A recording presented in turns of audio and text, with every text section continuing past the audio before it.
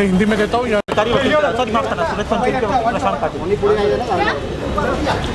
Sir क्या हुआ आज कोर्ट में, किस तरह से आपके क्लाइंट को जो है बचा राहत मिली, बताइए।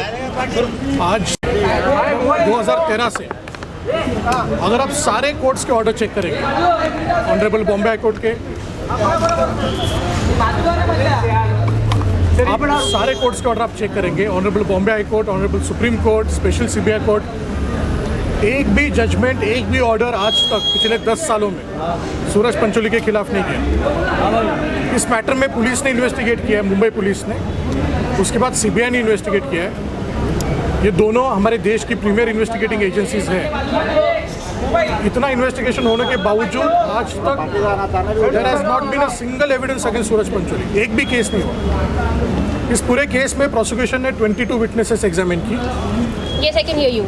इन दैट 22 विटनेसेस कंप्लेनेंट भी थे, उनकी दूसरी बेटी भी थे, और इन्वेस्टिगेटिंग ऑफिसर सीबीआई के, इन्वेस्टिगेटिंग ऑफिसर मुंबई पुलिस के, सारे विटनेसेस ने आके अपना अपना पक्ष कोर्ट के सामने रखा। उसके बाद डिफेंस ने, यानी कि मैंने, उनका सबका क्रॉस एग्जामिनेशन कंडक्ट किया। अब जो भी एविडेंस आया है वो रिकॉर्ड पे है। कोर्ट के बाहर मीडिया के सामने एलिगेशंस करना बहुत ईजी है, बहुत आसान है, लेकिन जब एविडेंस रिकॉर्ड पे आता है उसके बियॉन्ड कोई ट्रैवल नहीं कर सकता, ना मैं ना कोई। Law is above everybody.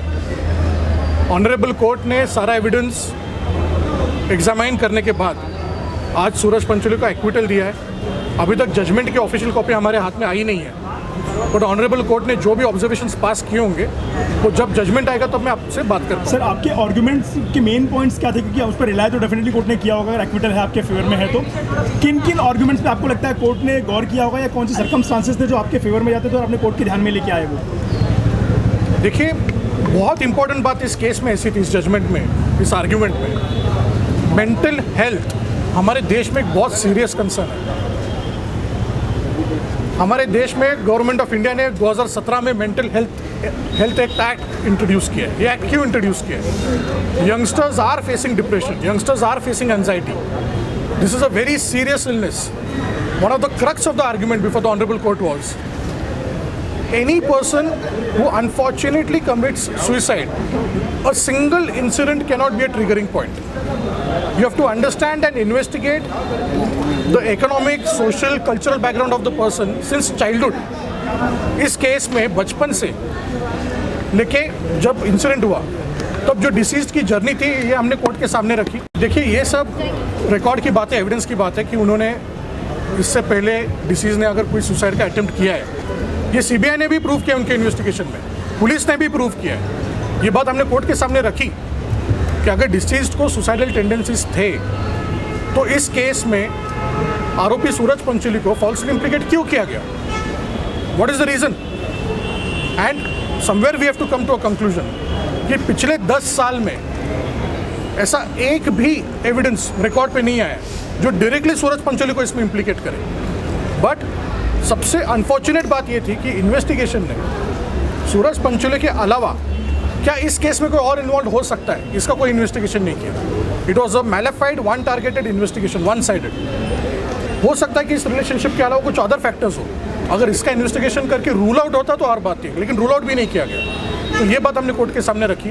कुछ इंपॉर्टेंट प्रोसिक्यूशन विटनेसेस थे जो सीबीआई ने एग्जामिन किए थे, पुलिस ने भी रिकॉर्ड किया था स्टेटमेंट, लेकिन प्रोसिक्यूशन के दौरान उनको सीबीआई ने नहीं एग्जामिन किया। सर सुसाइड नोट को लेकर के हैंड राइटिंग को लेकर के आपकी तरफ से कोई बात रखी गई है? क्योंकि उसके साथ और एक नोटबुक मिला गया था जिसमें एफएसएल की रिपोर्ट में साफ हुई थी कि हैंड राइटिंग एक ही शख्स का है। देखिए, ये सब रिकॉर्ड की बातें, एविडेंस की बातें, जो मैं आपसे बात कर रहा हूँ वो सब जो कोर्ट के सामने एविडेंस पे है वही बात आपके सामने रख रहा हूँ। कुछ नोटबुक्स जब्त की गई थी जिस दिन अनफॉर्चुनेटली सुसाइड हुआ 3 जून 2013 को।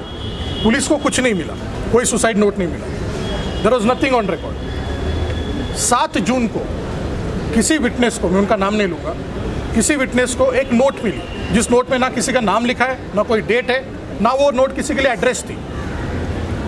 पुलिस ने, जुहू पुलिस स्टेशन ने एविडेंस में ये रिकॉर्ड पे बोला है कि वो नोट जब हमने मांगी तो हमको नहीं दी गई लेकिन मीडिया को दी गई, इलेक्ट्रॉनिक मीडिया को पहले सर्कुलेट हुई। ये रिकॉर्ड पे एविडेंस पे। अब उस नोट में जो हैंडराइटिंग है, सीबीआई ने क्या किया कि फॉरेंसिक साइंस लैबोरेटरी से ओपिनियन मांगा। जी ओपिनियन मांगते समय वो नोट जिस डायरी से मिली है, वो डायरी और एक नोटबुक, ये दोनों चीज़ें फॉरेंसिक साइंस लैबोरेटरी ने बोला है जिस इंसान ने ये डायरी लिखी है, जिसने भी ये नोटबुक लिखी है, उसी ने ये खत लिखा है और ये रिकॉर्ड पे आ चुका है। वो अभी जजमेंट आया नहीं, इसलिए मैं बोल नहीं सकता कि किसने ये नोट लिखी थी। जिया ने तो बिल्कुल नहीं लिखी थी। सर क्या वो हैंडराइटिंग जो है जिया की हैंडराइटिंग से वेरीफाई की गई? सॉरी सर आप इसी